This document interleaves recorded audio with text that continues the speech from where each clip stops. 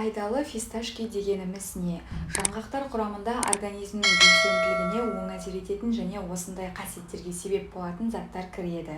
Біріншіден, шектің өлшемінде өсетін талшықтың болуына байланысты сіз ұзақ уақыт аштықтан құтыла аласыз.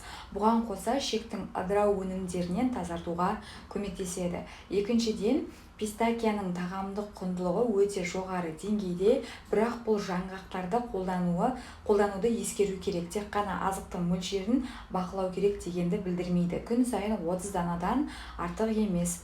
Үшіншіден, пистойлерде гликемиялық төмен индекс бар, яғни олар қандағы инсулин деңгейін көтермейді және артық калорияның майға айналуына жол бермейді. Төртіншіден, пистак жаңғақтарының пайдалы қасиеттері ұзақ уақытқа бөлініп, денені қажетті энергиямен қамтамасыз ететін күрделі көмірсулардың болуымен түсіндіріледі.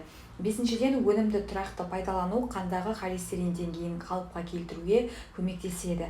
Алтыншыдан, тек бірнеше жаңғақпен метаболизм мен ас қорыту жүйесін жақсартуға болады. Жетіншіден, спортпен шұғылданатын адамдар үшін пайдалы пистолетті пайдалану пайдалы. Себебі бұлшықет тінін қалпына келтіруге көмектеседі. Пистойлердің пайдалы қасиеттері ғана емес, зиянды екенін де ескеру қажет. Көп мөлшерде тұтынылған кезде жаңғақ салмақ пен тіпті семіздікке әкелуі мүмкін.